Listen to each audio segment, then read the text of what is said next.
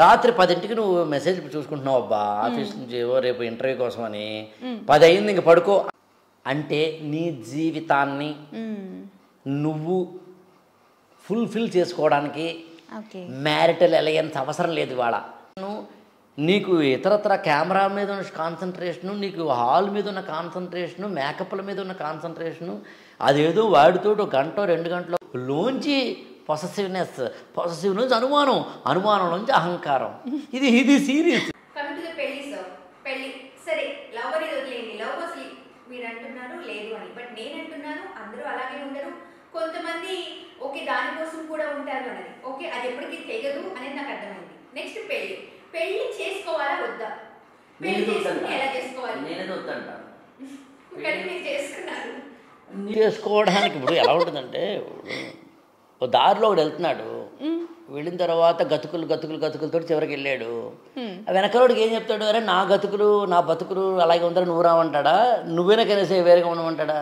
Okay, నువ్వు cell phone first ఏదో version వాడి ఉంటావు, ఉదాహరణ iPhone 5 వాడావు అనుకుందాం నీ లైఫ్లో స్టార్టింగ్.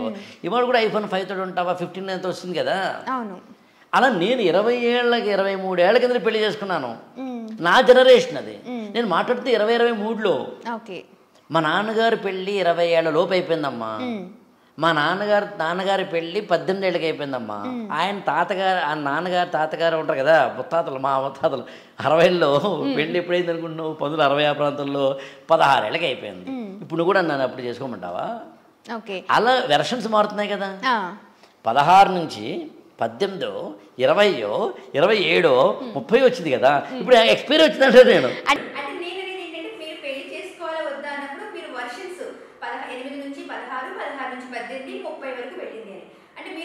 పెళ్లి వద్దు అంటున్నారు కదా. నేను అంటున్నాను పెళ్లి ఈ ఏజ్ లో చేసుకోవాలి, ఈ ఏజ్ లో వద్దు అంటున్నారా? అసలు పెళ్లి వద్దు అంటున్నాను నేను. ఎందుకో చెప్తాను. ఇవాళ ఏమైందంటే ప్రస్తుతం 2023, 2024 ఈ ప్రాంతంలో ఉన్న మనకి పెళ్ళి అనే కాన్సెప్ట్ సూట్ కాని ఒక ఎలిమెంట్. ఇది చాలా జాగ్రత్తగా మీరేమీ ఎడిటింగ్ చేయకుండా నా ఫుల్ స్టేట్మెంట్ ఇవ్వండి, ఎవరికైనా ఉపయోగపడుతుంది. పెళ్ళి అంటే శ్రావణి, పెళ్ళి అంటే అర్థం 1/2 అని. అంటే నీ లైఫ్లో హాఫ్ పార్ట్ని పక్కోడి చేతిలో పెట్టడం అని, పక్క అమ్మాయి చేతిలో పెట్టడం అంటే పెళ్ళాం. పెళ్ళికి ముందు నువ్వు ఈ హెయిర్ ఎలా వేసుకోవాలని నీ ఇష్టం, ఏ డ్రెస్ వేసుకోవాలని నీ ఇష్టం. పెళ్ళైన తర్వాత నీ ఇష్టం కాదు. కావాలంటే గమనించు.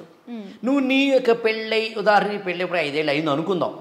5 ఏళ్ళలో ఒక్కసారి కూడా మీ వారిని అడగకుండానే నువ్వు డ్రెస్ వేసుకున్నావా? ఒక్కసారి నేను మాట్లాడేది ఏమండి, ఇప్పుడు మనం ఇవాళ బర్త్డే పార్టీకి వెళ్తున్నాం కదా, ఈ డ్రెస్ వేసుకోమంటారా అని అడిగితే ఇది వద్దులే అది వేసుకో అన్న సందర్భం. లేదా ఏదో ఒకసారైనా కానీ శ్రావణి నో నాకు ఇది ఇష్టం లేదు, ఇలా వద్దు అన్న, లేదా రాత్రి 10ంటికి నువ్వు మెసేజ్ చూసుకుంటున్నావు అబ్బా ఆఫీస్ నుంచి రేపు ఇంటర్వ్యూ కోసం అని 10 అయింది ఇంక పడుకో అండా. అంతకుముందు అమ్మ నాన్న అనుండొచ్చు, తమ్ముడు అన్నయ్య అనుండొచ్చు, కానీ అధికారికంగా అనలేదు, గుర్తుంచుకో. అధికారికంగా అథారిటీతో అనలేదు, ఇక్కడ అథారిటీతో అంటాడు పడుకో. నేను చెప్పింది నేను వయసు వరుస పెళ్ళం కూడా రాత్రి 12ంటికి ఈయన ఇంటికి వస్తారంటే ఏంటి 12 వస్తావేంటి? పెళ్ళి కన్నా ముందు, పెళ్ళి అవ్వక ముందు నీ ఇష్టం, ఇంటికి రా 8 కల్లా ఇంటికి రా అంటలేదా పెళ్ళం? అనకపోతే పెళ్ళం కాదు. అదేంటిది అంటే పెళ్ళైన తర్వాత నీ లైఫ్ 50% మాత్రమే నీది, 50% ఆయన చేతిలో ఉంటుంది, లేదా ఆమె చేతిలో ఉంటుంది. ఇది ఒప్పుకోవా? కామన్ సెన్స్ పాయింటే కదా. అవునా? ఇప్పుడు చెప్పు, ఇవాళ మన లైఫ్ని 50% అవతలోకి ఇవ్వడానికి సిద్ధంగా ఉన్నామా? లేము. ఎందుకు లేమో చెప్తాను. ఇప్పుడు నీ లైఫ్లో నీకు సంబంధించి ఏ డెసిషన్ అయినా సరే నువ్వే తీసుకునే సర్వ అవకాశాలు నీకున్నాయి. ఏ అన్నం తినాలి? స్విగ్గీ ఉంది, జొమాటో ఉంది. ఏది కొనుక్కోవాలి? లేదా డ్రెస్సెస్ ఏవో షాపింగ్ ఉంది. ఎక్కడికి వెళ్ళాలి? ఇదివరకు ముగ్గురు మీద ఆధారపడేవారు అమ్మాయిలు. కాబట్టి గమనించి 15 ఏళ్ళ కిందట ఏమండి ఇవాళ నేను అమీర్పేట వెళ్ళాలి కాస్త దింపుతారా అనేవారు. ఇవాళ మెట్రో వచ్చింది, ఇవాళ క్యాబ్ వచ్చేసింది, ఇవాళ ర్యాపిడో వచ్చేసింది. ఇప్పుడు చెప్పు, సినిమా ఒకప్పుడు ఇద్దరు కలిసి వెళ్ళేవారు, ఇవాళ అక్కర్లేదు. ఫ్రెండ్స్, ఇదివరకు మా ఆయన లేదా మా ఆవిడ నాకు ఒక ఫ్రెండ్, ఇవాళ ఫేస్బుక్లో ఎక్కువ మంది ఫ్రెండ్స్ ఉన్నారు. ఇక్కడికన్నా చాటింగ్ అక్కడ ఎక్కువ ఉంది ఇక్కడికన్నా. అంటే నీ జీవితాన్ని నువ్వు ఫుల్ఫిల్ చేసుకోవడానికి మ్యారిటల్ అలయన్స్ అవసరం లేదు. ఇవాళ తిండి కోసం స్విగ్గీ జొమాటోలు, ఎంటర్టైన్మెంట్ కోసం, ఫ్రెండ్షిప్ కోసం, బాధని పంచుకోవడానికి కూడా ఇవాళ ఫేస్బుక్లో ఫ్రెండ్స్ ఉన్నారు. సెక్స్ కూడా అవైలబిలిటీ ఉంది. దేనికి కావాలి చెప్పప్పుడు. ఇప్పుడు నిన్ను నువ్వు నీ పార్ట్లో 50% ఫ్రీడమ్ని అవతలోడికి ఇచ్చేస్తూ బతకగలిగితే పెళ్లి చేసుకొని చెప్తాను నేను. నీ జీవితంలోంచి 50% అవతల వ్యక్తి చేతిలోకి, అవతల వ్యక్తి కూడా తన 50% నీలోకి వెళ్తే ఇద్దరు కలిసి కదా ఒకటవుతున్నారు. పెళ్ళంటే అది అర్థం కదా, ఇద్దరు కలిసి ఒకటవడమే కదా పెళ్ళంటే. అందుకని నేను ఎవరికైనా చెప్తాను, పెళ్లి చేసుకోవాలనుకుంటున్నాను అన్న ఎవరికైనా చెప్పే మొదటి మాట ఏంటంటే 50% నీ జీవితం డమాలు. ఆ డమాలు అయిపోతుందని నీకు తెలిసినా కూడా నువ్వు చేసుకుంటానంటే చేసుకో, లేకపోతే వద్దు ఇది చెప్తాను. అందులో 50% ఇవ్వలేకే కదా కాన్ఫ్లిక్ట్ వస్తుంది, దాంట్లో క్లాష్ వస్తుంది, దానివల్లే కదా విడాకులు వస్తున్నాయి. అడుసు తొక్కనేలా కాళ్ళు కడగనేలా అన్నాను నేను.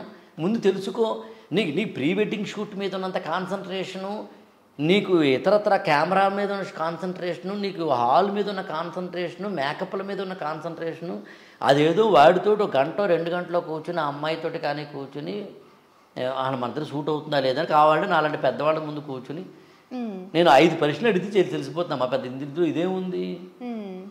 దాన్నే కదా మనవాడు పాపం ఏం చేయాలి తెలియక జాతకాల ద్వారా అన్నారు పాపం ఒకప్పుడు. మరి నువ్వు కాదో పని, నీకు మ్యారేజ్ అయ్యి ఉంటే ఒప్పుకుంటావు ఒప్పుకోవు. ఇది నా జీవితంలో 50 ఏ పెళ్ళైన జంటనే అడుగు, స్వేచ్ఛ ఉండడం ఉండకపోతే మాట్లాడలేదు నేను. అదే నువ్వు వేళ జాబ్ చేస్తున్నావు, మీ ఆయన వెంట వచ్చాడా తోక పట్టుకొని నీ మీద నిఘా పెట్టాడా, నేను దాని గురించి మాట్లాడట్లేదు. కానీ ఇవాళ ఈవినింగ్ 8 o'clock నువ్వు ఇంటికి వెళ్ళాలి అనుకుందాం, ఆయన కూడా 8కి ఇంటికి వస్తాడు అనుకుందాం. ఇప్పుడు చెప్పు, నీ 10 అవుతుంటే ఏం చేస్తాడు? మెసేజ్ ఇవ్వట్లేదా? ఖచ్చితంగా. ఆయన అడగడా? కేర్ లోంచి రెస్పాన్సిబిలిటీ, లోంచి లవ్, లోంచి పొసెసివ్నెస్, పొసెసివ్ నుంచి అనుమానం, అనుమానం నుంచి అహంకారం. ఇది serious. So you have to accept అన్నాను నేను. అందుని పెళ్ళైన ఏ జంట అయినా సరే ఏదో ఒక సమయంలో దీన్ని అనవసరంగా పెళ్లి చేసుకుని అనుకుంటా, ఒక్కసారైనా అనుకుంటా, అనుకోకుండా ఉండరు.